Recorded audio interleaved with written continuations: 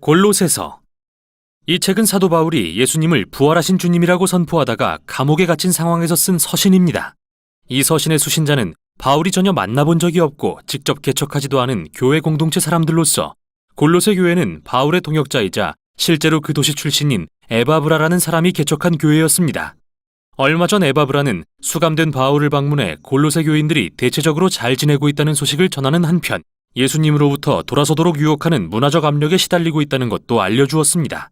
그래서 바울은 골로새 교인들을 격려하고 에바브라가 제기한 문제들을 언급하면서 그들이 예수님께 더 헌신하도록 권면하기 위해 이 서신을 기록했습니다.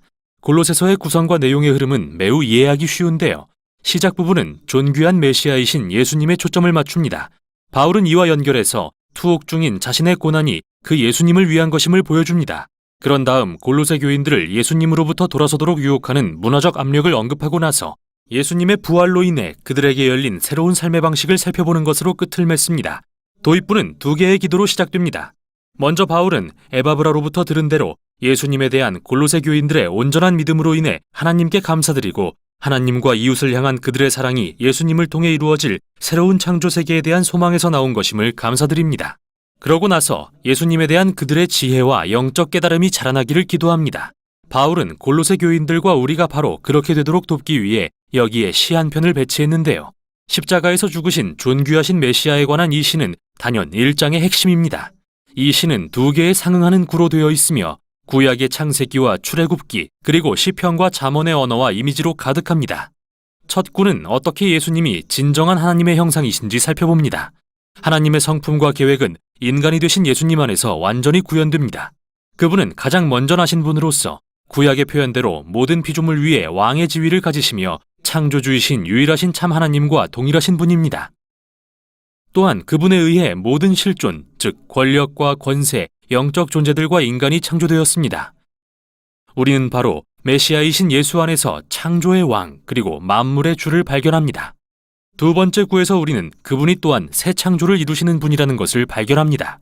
그분은 새로운 몸의 머리로서 이 몸은 예수님의 백성인 새 인류를 가리키며 부활하신 그분의 존재는 그들의 원형이 되셨습니다.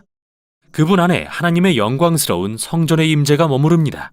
그래서 하나님은 바로 예수님의 죽음과 부활을 통해 땅에 있는 인간이든 하늘에 있는 영적 존재든 만물이 자신과 화목해지도록 하셨습니다. 참으로 훌륭한 시인데요. 바울은 서신의 나머지 부분에서 이 시를 계속 인용할 것입니다. 먼저 그는 이 시에 담긴 진리가 투옥된 자신의 고난의 경험을 어떻게 바꾸어 놓는지 보여줍니다. 지금 그는 그리스 로마 세계에 예수님이 부활하신 주요 만인의 왕이라고 선포했다는 죄로 처벌받고 있습니다. 따라서 그는 실제로 자신의 고난이 패배의 흔적이 아니라 예수님이 사랑의 행위로서 감당하신 고난에 동참하는 방법이라고 생각합니다. 그래서 그의 역경은 사실 기뻐할 이유가 되죠. 그는 이스라엘의 부활하신 메시아가 새로운 다민족 가족을 창조하고 계신다는 놀라운 소식을 위해 감옥에 갇혀 있습니다. 그뿐만 아니라 하나님의 영광이 예수님 안에 머무신 것처럼 예수님도 그분의 다민족 가족 안에 머무십니다. 또는 바울의 말대로 메시아는 우리 안에 계시는 영광의 소망입니다. 이제 바울은 골로새 교인들을 예수님으로부터 돌아서도록 유혹하는 문화적 압력에 대해 언급합니다. 그들은 신비주의적 다신론과 토라의 율법을 준수하라는 두 가지 요구가 혼합된 문화적 압력에 시달리고 있었습니다. 골로새의 새로운 그리스도인들은 삶의 각기 다른 영역을 지배하는 그리스와 로마의 다양한 신을 숭배하며 자란 사람들입니다. 그래서 많은 이들이 예수님을 자신들이 숭배하는 또 하나의 신 정도로 여겼죠. 게다가 유대인 그리스도인 공동체가 가하는 압력도 대단했습니다. 그들은 이방인들에게 토라에 기록된 율법을 모두 지킴으로써 메시아께 온전히 충성하라고 요구했습니다. 구체적으로 바울은 유대 음식법과 안식일 및 절기 준수 그리고 할례를 언급하는데요. 이 내용은 그가 갈라디아서에서 다룬 문제와 매우 비슷합니다. 바울은 어느 쪽의 유혹에 굴하든 그것은 타협이라고 말합니다. 이는 예수님이 진정 누구시며 그들을 대신해 무엇을 하셨는지 이해하지 못한 거니까요.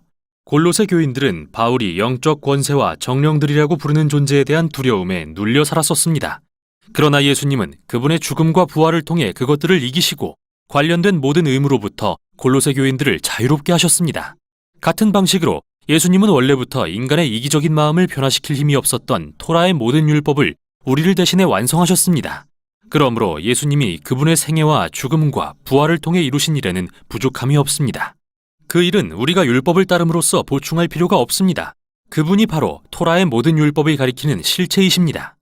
예수님을 따르는 자들에게는 율법이 아니라 그들을 변화시키는 예수님의 부활의 능력이 있습니다. 이어서 바울은 그 능력에 대해 살핍니다.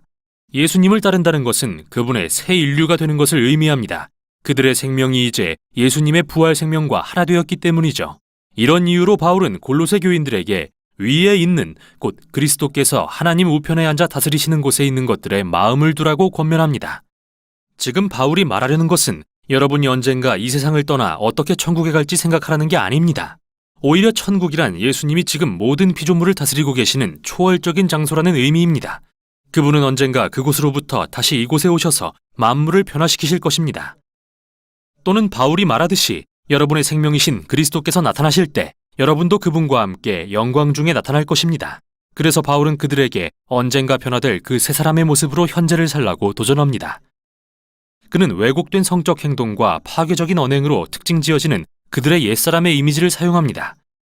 그러나 그리스도인들의 옛사람은 예수님과 함께 죽고 그분 안에서 새 사람으로 바뀌었습니다.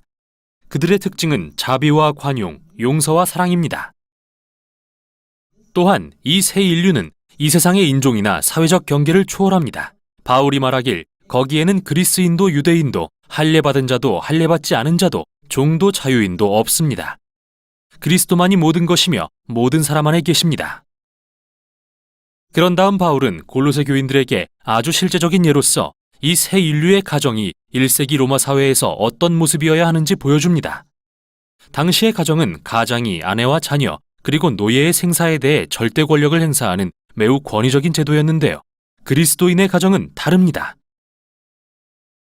이들의 주인은 부활하신 예수님이십니다. 그래서 주님 안에서 아내는 남편이 그녀를 책임지도록 허락하고 남편은 아내를 사랑하고 아내의 행복을 최우선으로 여김으로써 예수님께 복종합니다. 예수님이 주인이신 가정에서 자녀는 물건 취급을 받아서는 안 되나 그들 역시 성숙하고 공손해야 하죠. 그리고 부모는 그들의 자녀를 인내와 헤아림으로 양육해야 합니다. 그리스도인 노예는 인간인 자기 주인을 존경해야 합니다. 왜냐하면 그들의 진정한 주인은 예수님이기 때문입니다. 그리고 노예들을 거스리는 그리스도인은 그들이 자기 재산이 아니라 존중하고 사랑으로 품어야 할 예수님의 몸된 지체라는 사실을 깨달아야 합니다. 여기서 바울은 매우 조심스럽게 로마의 가장 기초적인 제도를 자기 희생의 사랑으로 통치하시는 예수님을 기준 삼아 변혁하려 하고 있습니다. 그가 로마의 가정 구조를 전면적으로 폐지하려는 것은 아닙니다. 하지만 존귀하신 메시아는 골로새 교인들이 당시 로마인들의 인식을 뛰어넘는 수준으로 변화되기를 요구하고 계십니다. 이 점은 이 서신의 결론에서 가장 선명하게 드러나는데요. 바울은 기도 요청을 한 다음 그리스도인 노예와 주인의 덕목에 대한 가르침을 실제 상황에 적용합니다. 우리는 두기고가 이 서신을 골로새 교회에 전달하고 읽어주었다는 걸 보게 되는데 그와 동행한 오네시모라는 사람은 빌레몬이라는 한 골로새 교인의 노예였습니다. 바울의 다른 서신인 빌레몬서를 보면 오네시모가 그의 주인인 빌레몬으로부터 도망쳤다는 이야기가 나오는데 그것은 감옥에 갈 만한 범죄였습니다. 그러나 바울은 온 교회가 오네시모를 주 안에서 신실하고 사랑받는 형제로 맞아달라고 요청합니다. 그리고 빌레몬서에서 그는 빌레몬에게 오네시모를 이제는 종이 아니라 형제로서 대해주라고 당부하죠. 정말 극적인 마무리가 아닐 수 없는데요.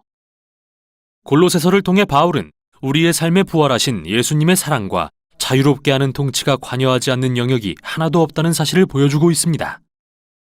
우리가 겪는 고난, 타협에 대한 유혹, 우리의 도덕성, 각 가정의 권력 구조 등 이 모든 것을 반드시 다시 살펴보고 변혁해야 한다고 말이죠.